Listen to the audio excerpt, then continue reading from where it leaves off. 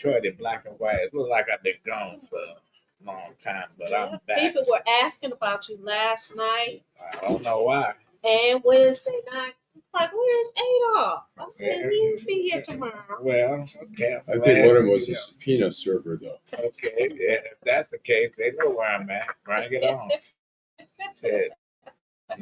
You know what? We here at McShane's. We're here at McShane, Michigan, and Trumbull. Thank you, Bob Roberts.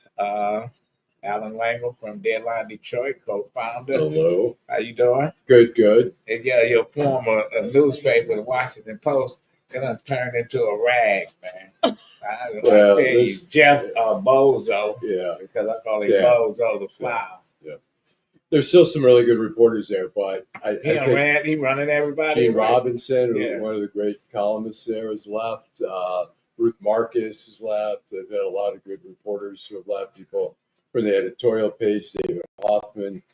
A lot of people have left, and it's sad. It's demoralizing. There are reporters there who are still doing, extremely talented. But who cares about the fucking paper anyway? Nobody. It used to be a time where on Sunday you break your neck going down 4th Street to get a Detroit Free Press and a Detroit News, because both of the papers were different. It was thick, and in Detroit the paper was still a dime, and the Sunday paper was still a quarter for a long time. And then the JOA came, and we don't have shit now. You share a common floor. Who cares? It's sad. I mean, it's a shadow. When I was at the news, we had so many reporters. We had a labor reporter, we had a social service reporter, we had a couple of education reporters. Yeah, gossip.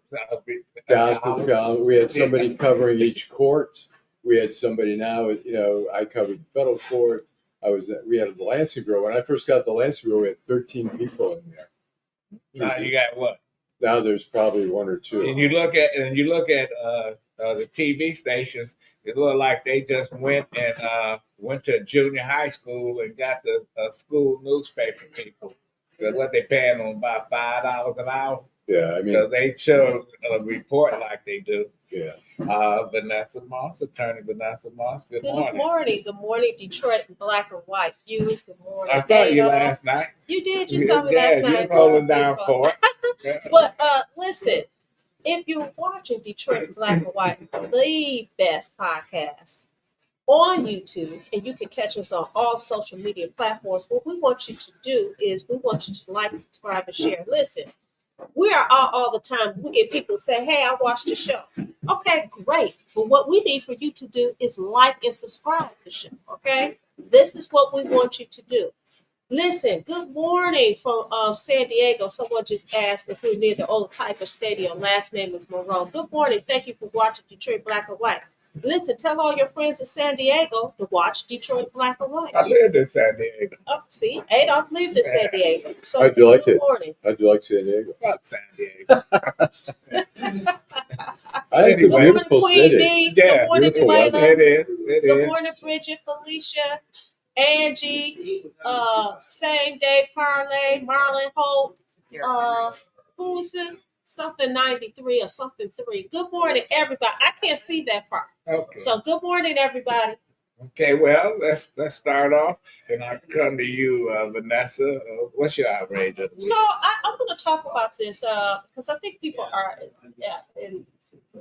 very dismissive. There's 2 things that's going on here. One of our viewers, Queen B, put it in the chat last night about the I'm sorry because I'll be crucified.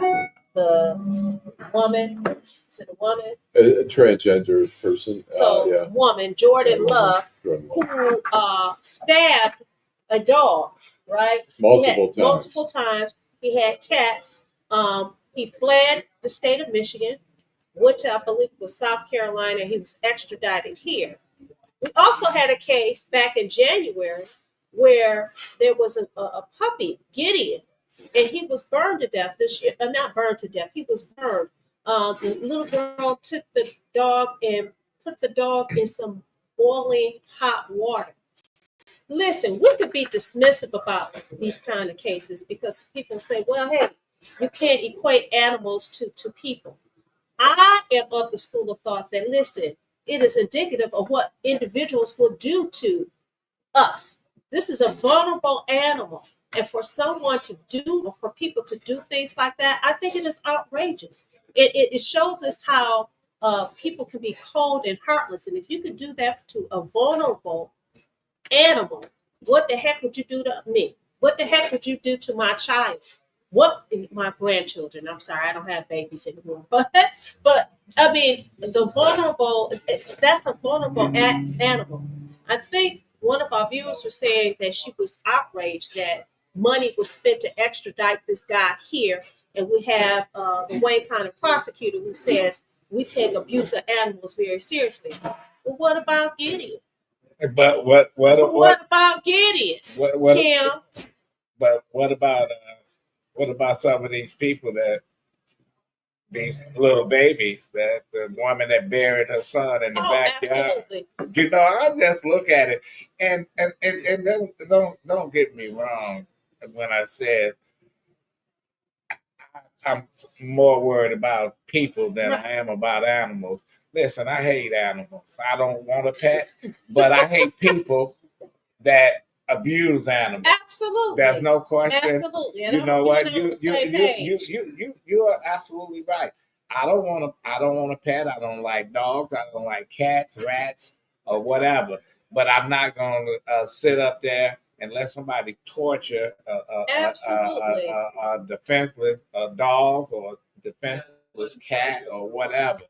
Because if they do that, because when you got a serial killer on your hand, because they play with the animals and then they start messing around with human beings. Absolutely. But you know, and I know that sometimes some people are more concerned about the pets than they are about their next door neighbor who abuse their kids and stuff, and they don't call protective services or the police or whatever. Right. You know, so I can see where some folks say, "Are you worried about that?" I can see that as well, and I look at it like I said. I look at it as that's an indication. That's to me, it's indicative of what you could do to me or anybody else. Or the case, or like you said, the kids that live next door. Remember a few years ago in Dearborn, the FBI raided this group, these Muslims, where they shot a couple people and they shot the dog, and the FBI medevaced the dog to U of M and left the other guy. That's Are you serious? I don't remember that story. They left the guy they killed. He left. That's an example of how can you. But that guy was dead, right? Well, they didn't know, but their dog was dead too. Shit. And how do you make a decision between a human being and a the dog was a hero. I mean, that's a problem. That is a problem. The dog, especially the dog when you're wearing a badge. Was an FBI. Right. Yeah. So they were worried about No, I'm just clarifying. Yeah, I'm just saying, but somewhat for those people who but he wasn't wearing 10. Because he must have felt that way. Right. But you know what? I'm a dog lover, and I'm not so crazy about cats, but I mean, they're part of our society. I mean, I live in a building in Detroit that probably 20-30% of the people have pets. Do I want to? That dog's annoying me. I can just go up and There's a woman that was stranded somewhere because the airlines wouldn't let her fly back with a parrot. Right. She had a service parrot. Right? I'm like, when did this shit end? You know what? I keep saying I'm gonna get me a miniature pony and take it to the airport. This is my service animal. Yeah. You know what? When do this change? When you got a squirrel, people want to bring a squirrel on the. Look, you know people. I'm sure you know people who own dogs. It's their family members. I mean, for whatever it's worth, I mean, even rabbits. People own whatever pet it is, it becomes their family member. And if we're allowing those animals to be part of our society, we have to have some protection for them. Listen, there's no question. Yeah. And have protection for the little kids. Absolutely. Yeah, absolutely. I think we have animal protective services or whatever it is. I mean, it's not. They do the investigations on a lot of these abuses. But we keep finding kids in freezers, in backyards and shit. Yeah. You know, listen. We can. But you know what? If you have compassion for animals, you should have compassion for people. If you have empathy for animals, you should have empathy for people. I grew up with animals. We had monkeys. We had every kind of dog. We had a monkey. We had I had hamsters. I had gerbils. I had every kind of dog you could think of. And I said when I become an adult, we had freshwater fish. We had saltwater tanks. Wow. My father loved, and we had every animal you could think of, and we had to be responsible for them. So when I got older, I said, when I get grown, I'm not going to have any animals at all. Fast forward. Sometimes when you guys are watching the show, you'll hear a little pet in the background. I fur babysit. I don't own a pet, but I fur babysit. But I think the fact that we grew up, and I'm saying we, my brothers and I grew up having to care for animals, it also allowed us to care for people. And I think that's the point that I'm trying to make. And I had a cheetah pet too. Allan, outrage. My outrage. We outraged out over. I think part of it. What I'm seeing is an administration right now that is doing things like they made Kash Patel, who's the head of the FBI. They said, okay, you can also be acting director of ATF. The FBI is a full-time job. I think they got rid of him as the ATF director because he wasn't doing anything. I just see a very inexperienced group of people in Washington who are not impediments to what Donald Trump wants to do. And I think we're seeing it. People say, oh, it's Washington, whatever. It's impacting us here. We have US aid that's been cut off. There are food banks here that rely on some of that money. Some of the farmers get paid that USAID money. Some of those farm products come here in the city of Detroit and Metro Detroit. I think we just have to be conscious of what's going on, being aware. You know what? Actually, this morning you have a church that's sitting, I think it's Providence Baptist Church, that sits on the corner of Southfield and Plymouth Road. They're doing a food and clothing giveaway. So even with us having this thing going on in DC that impacts everybody here in the United States, you still have people that are doing the good work and making sure that people have access to food and clothing. Right. I've read where the Wayne County exec, Warren Evans, I read his speech, and he talked about teaming up with, I don't know who it was, but to make sure that that kids in the schools have access to fresh vegetables and food, teaming up with Eastern Market. So I think that, But I heard his state of the county speech. Okay. Man, the politicians, I like one. Yeah, but listen, we still missing. We're missing a whole lot of how do you bring a community back, and I think that all these people that's running. We got a candidate that's going to come on in a minute that's running for mayor, and I'm going to ask them, how do you really let's get a real game plan on how you're going to redevelop the neighborhoods? Because every time I hear an elected official talk about revitalization of the neighborhoods, they missing key components of what makes a neighborhood. What's missing? Food, education, education, etc. It's just the quality of life, man. Affordable housing and all that shit is you know what? I can say that. I'm gonna build 30 new units and all this other shit. It don't mean shit if you don't have good schools for the kids, or you don't have a supermarket or whatever. I can go down to Garden City and they got 3 Krogers, 2 TJ Maxx, and 5 Targets. Detroit got shit.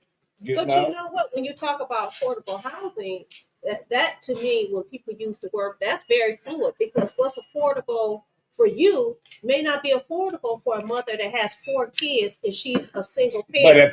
But if they took money from the state or the federal government, they got a Section 8 program. I don't care what they built. And you know what? They qualify. They qualify. Absolutely. Now, where you live at, and I'm sure there's some low income folks, people living there. Right. Same way in your building. Who knows?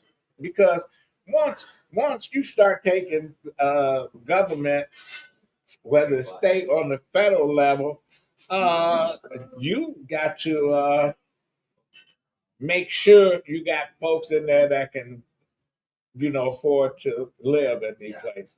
So, anyway, no, I haven't heard anybody says that they can really bring it back. John Barlow. I was going to say something real quick.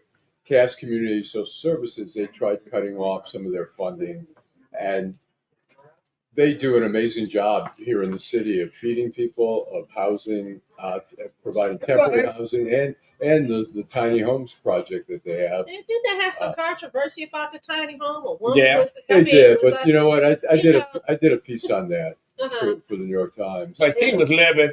She can have a cake and eat it too. Did she have some kind of surgery or transplant or something? It's some bullshit. She wanted a tiny home, and she had a big home and a tiny home.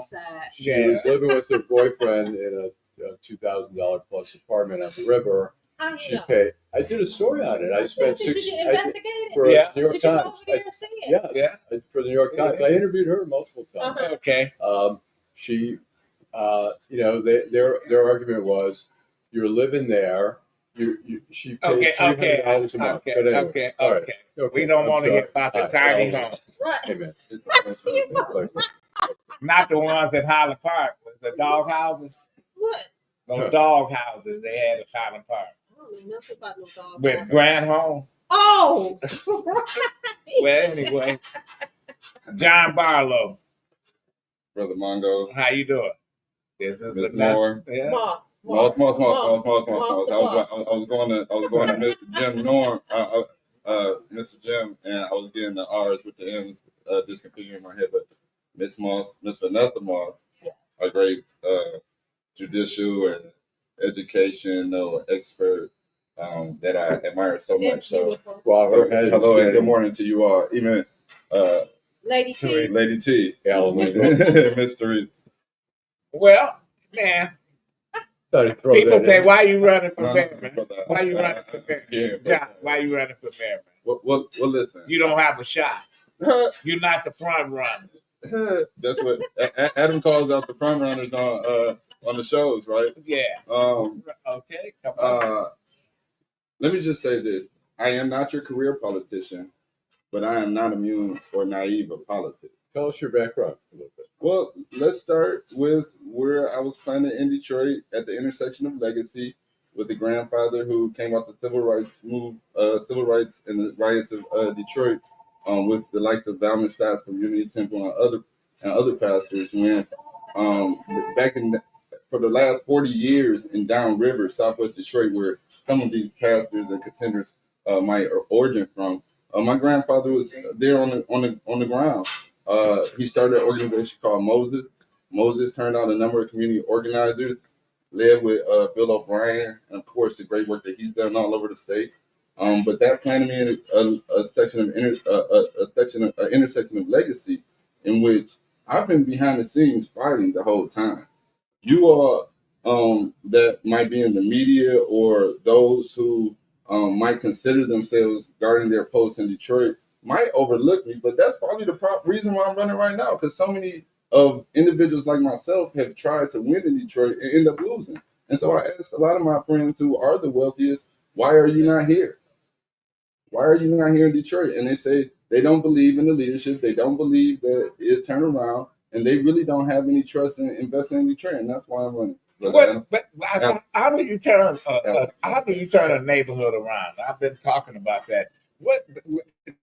What is your game plan if you get elected and day one? What will Mayor John Barlow do that's different than what Mike Duggan is doing or anybody else that said they're running for mayor? Well, I think the Bridge Detroit and others have already been able to identify me as a leader that plans based off of what the goals and objectives are. My plan started over a year and a half ago when I started leading an organization and a platform called Let's Talk Roundtable. We brought about 300 leaders to the table out of my own pocket in attempting to make sure that they started to move from conversation to collaboration. And that's where it really makes Detroit community of you. In order to make sure that our leaders are very well engaged, in order to make our citizens engaged, making the messaging and the initiatives and the goals digestible so that every last Detroiter can receive it. That's where we're at in society, with technology, with where we are as a community, that we can bring those things to the table in order to turn community around again and make it community again. No, you ran for city council before, right? 15 years ago, I was the youngest. Like, how old are you now? I'm 40 now. Okay. Yeah. So 15 years of still behind the scenes, not getting noticed. But Forbes magazine picked me up when I changed legislation from a citizen perspective and helped lead 2 initiatives in 2017. What was that legislation and what were the initiatives? The two initiatives were for the emerging market that we all know to be medical marijuana. Because I'm very, very, very abreast of not only innovation when it comes to technology, but things such as cannabis and medical marijuana, but also sports gambling. People don't understand. We could have got in the sports gambling game if we really wanted to. That is coming to downtown Detroit. And so when we really talk about how it is that I can very well bring a full plan, because my plan is reach every family. I'm going to give you all a copy of the 11-page plan that's quoted in Bridge Detroit and Axios. But ultimately, I'm pro-growth. I'm helping community. I'm helping business. But I know how to accelerate and make sure that Detroit wins again. And that's really the only reason I'm running. And you're a businessman. Tell us what you're doing. Well, I started by saying I'm a lifelong advocate. Okay. Again, Moses helped create Black Tech Saturdays.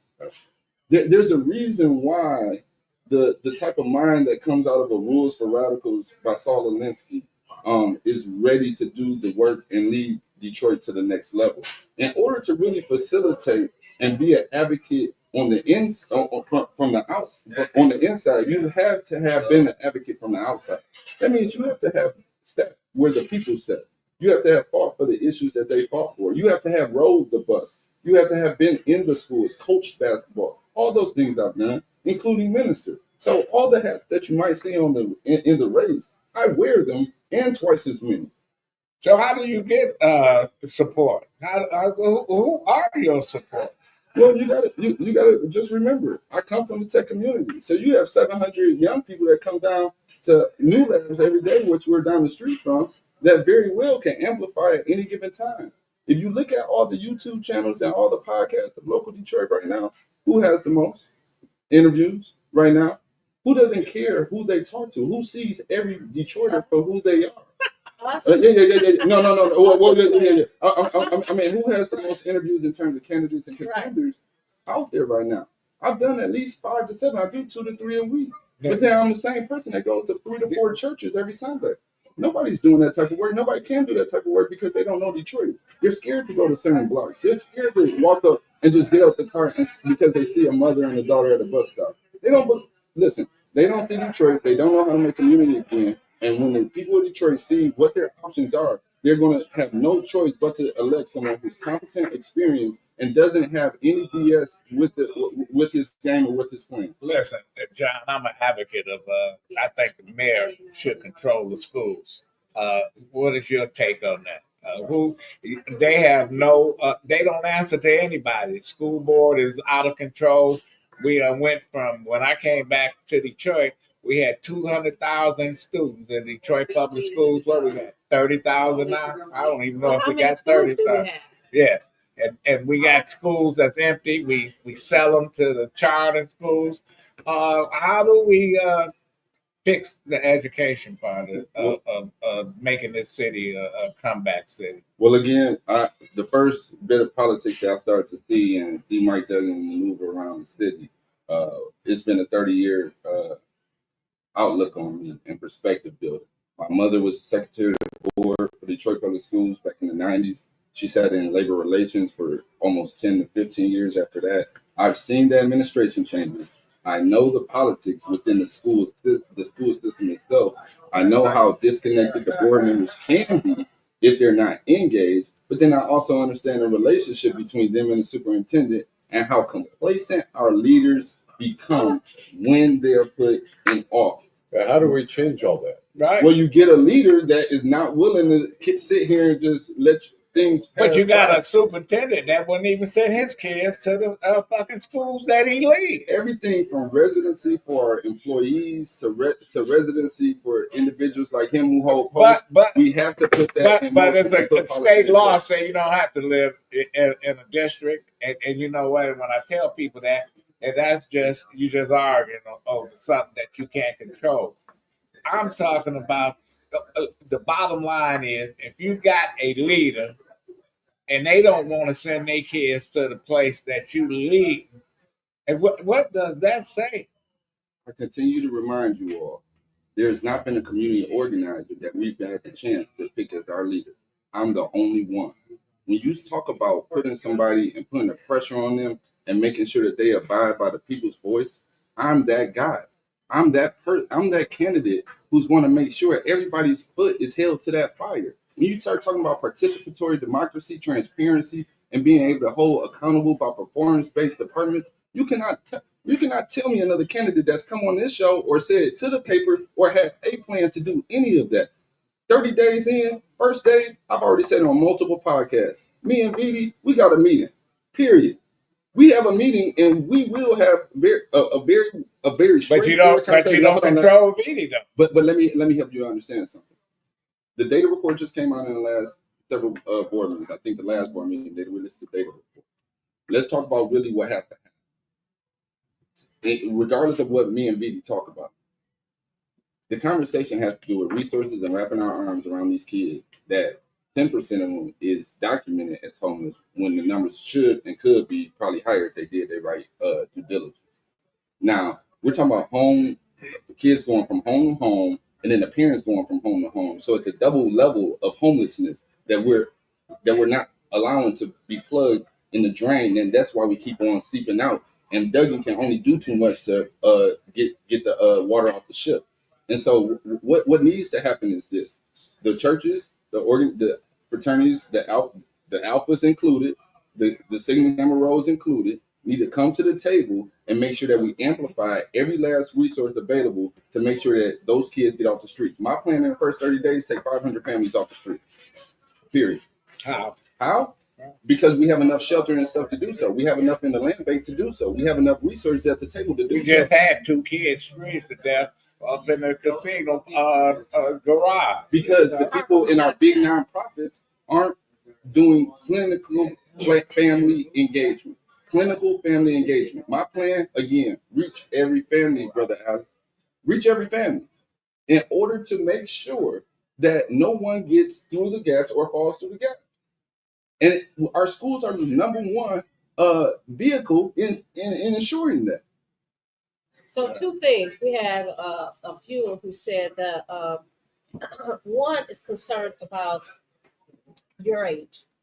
They said, listen, we don't want another Kwame Kilpatrick. And I know that you and the Honorable Mary Sheffield, I think you guys are the 2 youngest ones that's in the race. So how do you get over that hump? Because there are people and these are people that vote, that said, listen, we don't want another young person in that place because we see what happened the last time.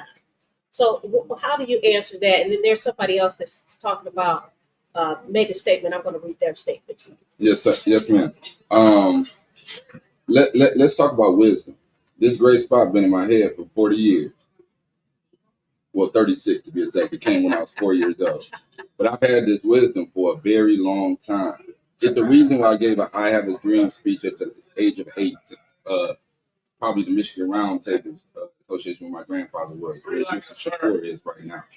There's a certain level of who you surround yourself with and who you spend your time with that none of these candidates can start to talk to me about. When you start talking about the judges that could come out and support me, but can't because of their position, when you start talking about their wisdom locally, I can name the judges that either came through the offices or the likelihood of us supporting them as a family that are in place.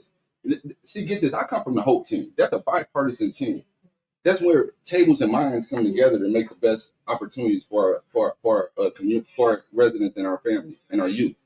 See, when you start talking about young, again, my wisdom said run for city council when I was 24. Sit back and watch and hold people accountable where I can. Watch how they continue to lose the money. Watch the leadership continue to fail us when they should be advocating alongside our elected officials. But again, when it's election time, everybody acts like everything is okay. But right now, I'm coming in any debate or forum, because I don't care if it's a debate or forum, I'm going to bring up the facts. You sat on the board, 40 million came up missing. You sat there and talked about what you were doing with affordable housing and everything around economic development. Well, what does your newsletter say? And then what did you do when you got out the office? Because we paid you to do that. Don't tell me about what you did while you was getting paid. Tell me what you did after that, and how many tables and how many conversations you started. You can't do it. And I'm the only one working out of pocket to help Detroiters get ahead, and the only one with international experience, because that's what I want to build, an international innovation hub. I want to address another view. Chevy Van Dyke says, and shout out to all the people that are participating in this conversation, because that's what we want. We want our viewers to ask questions. He's making a statement. Chevy Van Dyke said residency unrealistic, and that's the SHIT the GOP was good with to destabilize Detroit. So now he's gonna try and reverse that. Police 50-50, black and white, fire probably higher numbers of whites. Good effing luck. That's how Mr. Van Dyke feels. Chevy Van Dyke. Okay. Angela Beatty says that she wants to vote for someone who says that they're going to do what they're basically they walk the walk and talk the talk. That their talk line up with their walk. So, John, I got a question for you. I asked this of Mary Sheffield, and I asked it really of every candidate. It was really important to me. I want a mayor who has good managerial skills, and whatever people think of Mike Duggan, I think that's one of his strengths. How is your managerial skills, and what gives you the ability to manage a city, which is really like managing a corporation here? Okay, so now Allan, that you know I'm an advocate. Now we can talk about the business, man. Yeah. I'm the only one helping founders get to the next level right now. I'm the only one talking to Invest Detroit on how to bring our legacy Detroiters who know how to program real things to Detroit. So get this. I looked at organizational management when I was at Wayne State. It taught me so many valuable lessons, but then it taught me about the diversity within organizational management. See, that I consult industry. I'm an industry consultant. So looking at a business is just a cog in the wheel for me. I believe Detroit is an ecosystem. People keep on talking about it's a business. It's an ecosystem. We sit on the border of Canada. And so when you look at managerial style, I'm always looking at big picture and how it gets down to the grassroots. And so there's nothing that doesn't put me ahead of my contenders that I bring. That when you look at my management style, it's very, very, very inclusive, but it's performance based. Okay, but it also includes individuals like yourself, the media. It includes all stakeholders. We have to make this inclusive. If this is not a village and we all pitch in, then Detroit can't win.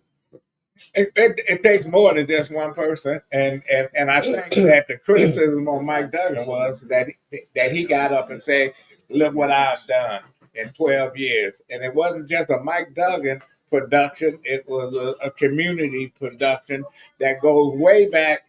That was the groundwork was laid 40, 50 years ago, to make this shit happen. When I initially got on Fox 2, I simply said I want to double down on Duggan's results. And if people pay attention to what I say and listen to what I say results. Well, you tell me results that he made. Now get this. I think he stopped some of the bickering because they didn't want to stand up to him. They're too scared. They didn't want to advocate for the stuff that they really wanted or needed for the people. So he stopped the bickering, but at what cost? See, when I talk about results, I mean results for everybody.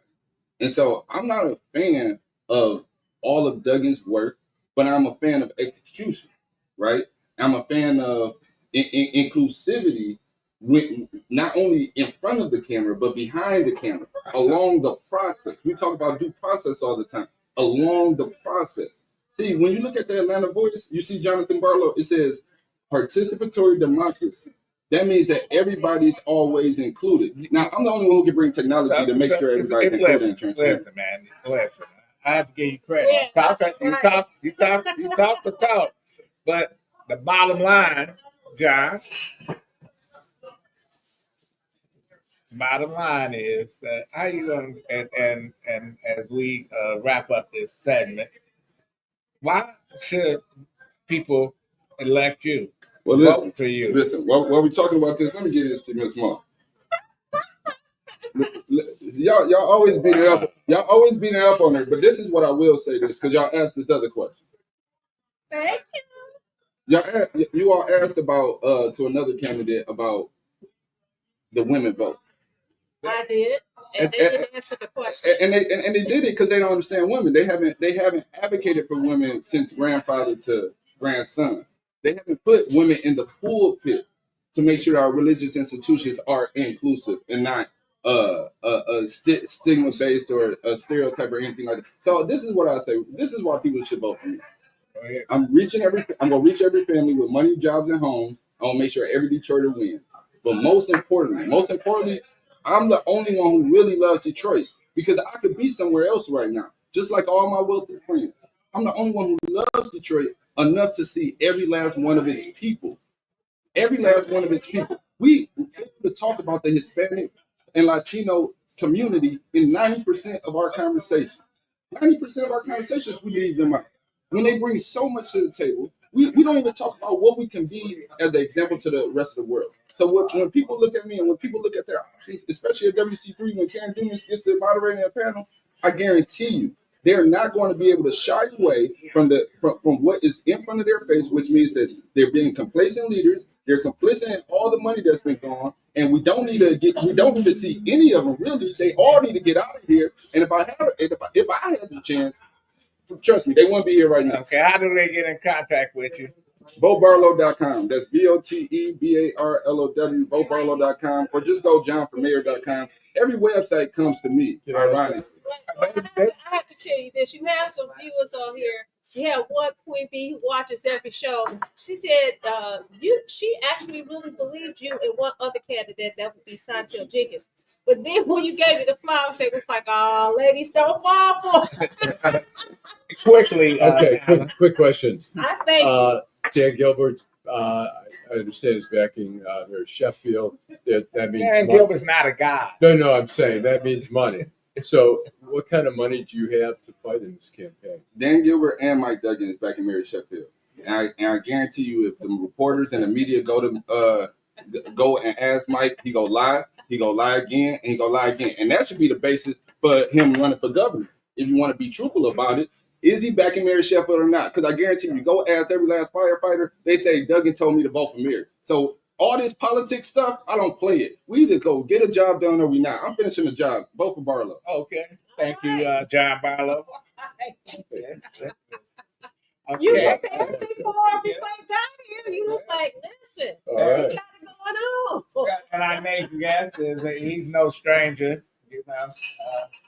Fresh from the border. The president's new border czar. I didn't bring my Christy Nome outfit, Mr. Roe. my costume. How you doing? Well, how you doing? I had to bring a cheat sheet. There's so many people running and so many things. All right. All right. Good to see you. Hey, Jason Roe. How How you you? doing, bro? Good to see you. I see you got your Bloody. signature drink. It's the Okay. best Bloody Mary bar in Metro Detroit.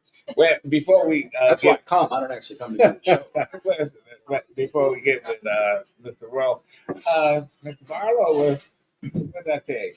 Oh, you told me you told me I was not prepared for that. But, Well, I was prepared. You said, Yes. listen, He's got fight in this him. is right, and That's I what I can't like. wait. I can't wait for the debate. And you got some I flowers out cannot. of deal. Yes. Listen, women like gifts. Women like to be complimented. We like it. Beware Look very nice Greeks today. bearing gifts. But they say beware Greeks bearing gifts. You know, want a Trojan horse. Jason Rowe, what's up, bro? How you doing? Listen, man, your main man. I'm calling Who's your my main man. Who? He done ran for the Senate twice, Oh, John. lost, won Congress twice. Now 5 times. Is that a charm? Is he the front runner in the Republican side for governor? Yeah, I think he starts as the front runner because of name ID, because of 2 statewide campaigns, his 2 congressional races, which I think he spent $6 million on the first one and $7 million running TV ads in Metro Detroit. So that's going to give you higher visibility because so much of the vote is based in Metro Detroit. So he starts out there. You know, you got him, you got Eric Nesbitt, who jumped in about 2 months ago, the Senate Republican leader. A guy who I think is very well thought of within the Republican Party, from the grassroots to the establishment. You got Mike Cox, who's got an exploratory committee. Yeah. I'd be honest, outside of He's his been friends, gone a lot. I don't know who writes the check to Mike Cox. He put $1 million into his exploratory committee. He made a pretty good amount of money from the Dr. Anderson U of M case. I see that U of M hat there. So he's got some personal wealth, but you know, we'll see if he actually wants to spend that in a campaign, because I don't see him lighting the world on fire in fundraising. And then you got Tudor Dixon looking at it. Perry Johnson's rumored to be looking at it. Kevin Rinke's made it pretty obvious. Perry Johnson, is he trying to laundry money? He just throwing it away. I don't get it. When the bug got him, I mean, this guy's willing to spend stupid money on quixotic campaigns. I don't care how much he spends. He's not getting elected governor. What's your read on Kevin Rinke? He strikes me as not the sharpest. I don't know about that, but you know, as one of my friends said, the problem with Kevin Rinke is he is every woman's ex-husband. Oh, Lord have mercy. No. And there, I mean, I think he's got kind of a brash personality that I don't think would wear well with female voters. You know, you notice he is happily married, but you never saw his wife during the campaign, maybe to soften some of those edges. But I think he's kind of in the same place as Mike Cox, who's writing the check. I think in John James, you've got a good candidate, and in Eric Nesbitt, you have a good candidate. These other guys just don't match. So John moving out from that spot, so they give it back to the Democrats. That seat. So Well, who can? What Republican can win? I'm gonna give you a little news here. I mean, you may have noticed that this was not the most robust campaign announcement. We've seen actually some pretty good campaign announcements from Democrats running statewide, except for Jocelyn Benson's multiple fumbles in hers. McMorrow had a good rollout on hers. John just sent out a tweet. Problem is, the Speaker of the House and the White House don't want him vacating the 10th district because that's a tough seat for us to hold. Yeah. And there is no obvious candidate. So he realized he was at the beginning of a pressure campaign, and so he just pulled the cord because he had already made up his mind. Which I think was a little faster than what his plans were. Now, there are rumors that Candace Miller might take a look at it. And I think, frankly, Candace Miller decides to run again, it's over. Republicans won't challenge her in a primary, and I think the Dems will take it off the target list. But don't Candace have the same problem that Carl Marlene has? they've been around a long time, and people look at them. She's still on the ballot. She's still, probably one of the highest vote getters in Macomb County. But do that transfer back over to Congress, Congress again? You know, she left. She does, and she gets her seniority back too. That's 14 years, I think. She served in the House. She was a committee chair when she retired. What is she, 70? What? She's mid-70s, probably. Okay. Jason, hasn't that rumor been out before when that office, where somebody wanted that office in Macomb County? Her name has been floating around for years. She likes her name to be out there, and but she she says, doesn't always. "Listen, I'm not running. I want to stay where I am." So, can we really rely on that rumor that she may be running? No, I know. I think that's a wish list. No, there are people talking to her, Yeah. and she has not said no. Is where I say it stands. Okay. Then I think, this is the only Oakland County portion is Rochester and Rochester. That don't matter. And so you've got apparently that Mike doesn't Bishop matter. looking at it. Mhm. You got Rocky Rakowski looking at it. Rocky lives in Troy. Rocky is But he's Polish, so you got a lot of Poles over there that Yeah. help him a little bit. And I think he's got a Macomb kind of personality. Candace Miller seems to be happy as a drain commissioner there. I think so. Yeah, I think so.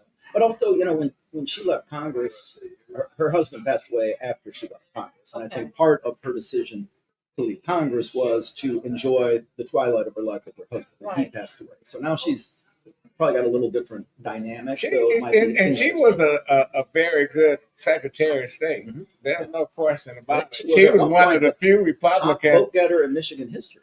She got a lot of votes out of Detroit. There's no question about it. We expect to see Rona Romney McDaniel ever pop up as a candidate. No, that disastrous Meet the Press interview that she did, where she threw Trump under the bus and then lost her job at NBC. I mean, she's a woman without a country at this point. She's got no friends on either side. So I've heard, she's doing some stuff behind the scenes on ballot proposals and things like that, but I don't think she's got any electoral potential. Okay, let's go to DC, Jason. Who's going to be the first casualties in the Trump administration? Who is the president going to fall out with first? It's hard to say. I think, listen, the hallmark of the first Trump administration was the turnover. And obviously, Trump 2.0 is behaving a lot differently than 1.0. But I think also when you see Biden didn't fire one person for one screw up the entire 4 years of the administration. The fact that we had such a disastrous withdrawal from Afghanistan, and I'm not litigating the policy of should we withdraw. I think there was consensus on that. But the actual withdrawal was a disaster. Joint Chiefs Chairman Mark Milley was not fired. Not one person was fired. I know everybody, thinks because Pete Buttigieg can talk pretty that he is actually good at anything, but he was a mediocre mayor of South Bend. He was a terrible transportation secretary. Why do you say that? Well, you got the East Palestine, Illinois train crash with all the toxic spill that was happening. You had, remember when all the ports were frozen up because of what was going on with shipping around the world. And I know there was one third thing. All of them face plants. And I know the first one, which I think was the shipping problem, he's on a 6-month paternity leave as the cabinet secretary. Bro, you don't get to do that. Like, average people don't. And as soon as you get to office, you take 6 months off and are hanging out in Traverse City while the world's, falling apart. But I never understood. Now, I supported Biden, got elected, but Jennifer Granholm, he brought back the Wicked Witch of the East from the dead. What did she do? But to finish that point, Biden didn't fire one person in 4 years. Not a single person was fired in 4 years. And so I think Trump came in and he goes, And I think he's doing just the opposite. Now now Hegseth would have gotten fired if Dems didn't go after him as aggressively as he did. He didn't want to give his opponents a scalp. When you talk about Biden not firing anyone, I'm just trying to, is it possible people retired or resigned? You never instead saw of anyone. firing? I mean, to their credit, they I don't didn't know. leave. I'm asking. You never leave usually if that was the case. Now, this was also Biden, to be credit, that was a very leak-proof White House. You did not hear a lot of backbiting or It was like a Twilight Zone episode where death took a vacation. You know what? They fired nobody. You're absolutely right. Granholm should have been fired. Pete shouldn't have been hired. I'm just looking at some of it. I can look at Trump. Trump hired a lot of folks that, where the fuck did they come from? You know, Fox News, And whatever. loyalists, like at the granular level of obedience that is required. I mean, you saw that whack job Laura Loomer somehow convinced Trump to fire some career national security advisors. Like that's nuts. They just fired the Army commander in Greenland for the U.S. Army because she didn't agree with what Vance said about Greenland. Right. All they do is fight. He think he's on The Apprentice. Right. He just does the opposite of what Biden didn't fire anybody. Right. Now they firing everybody. A former client of mine who endorsed Trump, who Trump endorsed, this is in another state, was up for an administration position, and not a particularly high level. I mean, sub-cabinet. He didn't get cleared by White House political affairs because his father worked in Bush 43's administration, and so by default, he was considered too bushy for a position, a sub-cabinet position in the federal government. Like that is how much loyalty they are expecting. So petty. Yes. That is so petty. So let's go down to Florida. Ryan Donald, is that a shoe-in as governor? I don't know if it's a shoe-in. I mean, as red as Florida has seen, but it's not at the statewide. It's not. I mean, remember when DeSantis ran against the former mayor of Tallahassee, who was a talented politician? Obviously, we found he had a lot of problems after the fact. That was a very close. I mean, redistricting is why it's red. Back in 2000, when they redrew the map, they basically drew a map that got them 2/3 of the House and 2/3 of the Senate and 2/3 of the congressional delegation. But when you look at statewide performance, it's only recently performed red. So I think Dems can still make a run, and I think there's some candidate. But you know what hasn't been told about Donaldson? A lot of people perceive Trump's endorsement of Donaldson is a shot across the bow at Ron DeSantis trying to put his wife in there. Right. It was to stop Matt Gaetz from getting in. It had the added benefit of cutting off Casey DeSantis. Why make Gaetz your attorney general? It goes. That was all part of the 1-2. I mean, no cabinet nominee in history resigned from Congress the day they got nominated. Right. You wait and see. The whole thing was to get him out of that seat, to get him out of the investigations that were happening in the House. Because then what did the House of Representatives do? Immediately ended their investigations because they investigate sitting members of Congress, not former members. So how many seats are Republicans going to lose in midterms? I think it's still too early to tell. I mean, the political environment obviously doesn't feel favorable right now, and there's a lot of energy on the left. But Trump's numbers are still holding. Absolutely.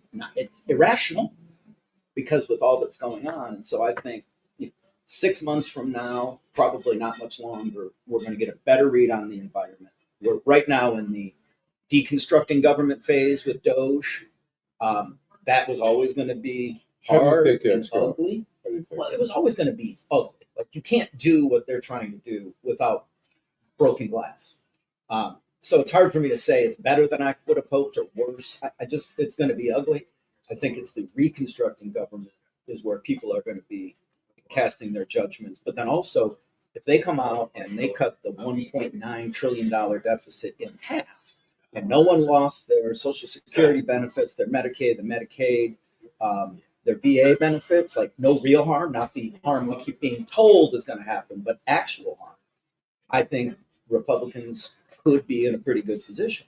If they don't do any real cuts in spending or the deficit, and they've done all of this chaos without any result, then I think we got real heavy. And tariffs. And the tariffs and how it does that. I mean, we're just starting to see real people feel it, particularly small business. And the farmers. And Republicans. Yeah. Some of the senators are being vocal about the tariffs. Well, we'll see with the stock market going up and down, see how many Republicans made money on this. Right. On the deal. And how many Democrats? Yeah, well, you know that. Now, to ask you about the mayoral race, James Craig, the Republican, people try to dismiss him, and I don't think this panel right here, we don't dismiss the former chief. I definitely don't. your take. No, I completely agree, and that's the thing. I mean, what I find kind of fun about the Detroit mayor's race is everyone has such a unique identity. Yes. I mean, you got a pastor, you got an attorney, you've got a police chief, you've got the council president. Like, you got a pretty interesting array of people that all have very unique lanes and identities. And I talked to the chief on Monday. I have a friend who's doing a poll on the Detroit mayor's race, and it'll be coming out, I think, next week. And I told the chief when I spoke to him, like, it wouldn't surprise me if you didn't come in first, second, or third based on your name ID. Like, you as chief in those years, he was on TV more than Mary Sheffield as council president. So he's going to have a higher visibility than most people think. His struggle is going to be raising money because he wasn't good at it before. Obviously, he had some real belly. But if he made it to the general, don't you think the money would come? I think so. It depends on who he makes the runoff. Do you think Trump comes here to campaign for? I think it would be in Trump's interest long term. And it would certainly help Craig, and I think it would probably solve some of those fundraising issues. You think it would help him in the city of Detroit? I think it would help him with money, and I think it would help him with an identity, and I think it would help him get to the runoff. It might be a real liability in the runoff, but early on, he almost needs it. How do you give us your read on Duggan as an independent? How is that going to play out with John James and whoever the Democratic? I mean, there's a lot of opinions on it. I actually think it's the right move for him. Being a straight white centrist is not exactly the path to success in the modern Democratic Party. You've got the base of the Republican white women in Jocelyn Benson. You've got a black candidate in Garland Gilchrist. So you can assume he starts out with 35% in the primary just by being. I don't think the black community is looking for another white woman to come save them after redistricting in this last Senate primary against Till Harper with Slotkin. So I think Gilchrist knows that he's going to come in with the base of support. So it is a little more complicated for Duggan in the Democratic primary. And I do think he's more centrist than where the party in a primary would push him. You see Jocelyn Benson getting more or less support than Gilchrist? Well, she'll have more money. In the state. Now, I would handicap Benson because she's going to have the money. I think Gilchrist will start out with a locked-in base, but I think raising money to go beyond that will be his challenge. I think Benson her problem is, even if she wins the nomination, that she ain't going to energize nobody here. Right. She's not down I-75, 96, and 94. But now, one thing I did see in the last election cycle, in all my polls, for Democrats, the second biggest issue was election integrity, by their definition. Right. That stuff. And so she's tapped in, and that's her brand, and she's built a little bit of a national profile on that. So I think Democrats will keep trying to resurrect abortion as a political issue. I just think that I think that's a dead issue. They won't give it up. But Yeah. it'll continue to be less and less important. So It'll be an issue if there's an extreme, like last time, if somebody says no exceptions. But the Republicans not falling for the trap again. Last question. Yeah, Jason, something that Allan alluded to or talked about, and that was about Chief Craig. And he asked you, I don't know if he asked you the question, I can't remember, but it came up that, do you think that Democrats will vote for Chief Craig here in the city of Detroit? What is your a Republican in the city of Detroit? What is your take? Oh, I think so. I do. I think I agree because they know him. Absolutely. And I do. I mean, listen, we all know this. This is not groundbreaking. We know that the black community is more open to Republicans than in my lifetime. So I think there are real opportunities to try something different. What I found interesting when you look at Mayor Duggan's State of the City, which obviously was a tour de force presentation of the 12 years, and regardless of what anyone thinks of him or the papering over of some of maybe the deeper problems in the city's much better off after 12 years of Doug there. Nobody yet seems to be running as Duggan's fourth term, which I find interesting because I think there's some air there. And I told the chief, if I were you, I would say I'm Duggan's fourth term. Like, go try to co-opt Duggan's brand. And Sheffield doesn't even seem to be doing that. And I think she's best positioned to do it, but she's not. So I think he will have more crossover appeal. General's going to be hard, but I can see him making the run. Well, when you get next week, when you get those results, why don't you come back on and let's talk about it. Jason Roe. This is the guy. Some Republicans say you're a rhino. I'm more conservative than the ones that say that about me. I just don't worship mortals. Well, how was the game, man? Good. I went again Saturday. It was good with Charlie Liddell. So I went to the game with the mayor on opening day, and then I went with Charlie Liddell the next day. I'm glad you didn't. I'm glad you didn't get locked up and shit. Charlie likes to party a little bit. Ain't no question. Well, we'll be back on Wednesday. Yep, we'll be back on Wednesday. I just want to give a shout out to everybody that participated today. Mando Hawkins, Terry 84 from Dallas. We also have Amanda Tibble. She said, "Hey guys, I had a suggestion to watch you one day on YouTube. Love the vibe." Listen, we love the fact that you love the vibe. We want you to talk about Detroit Black and White, but more importantly, we want you to hit that like button and tell everybody to subscribe. Jason, you tell your friends to subscribe. I always post when I'm on here. Make sure people All right. So we'll see you guys on Wednesday. Thanks, Allan. Thanks, Vanessa. Thanks, Jason, Teresa, Jim. Thanks, Bridget. And thanks, John Barlow, candidate for mayor. We'll be here from the young brother. And see you Wednesday.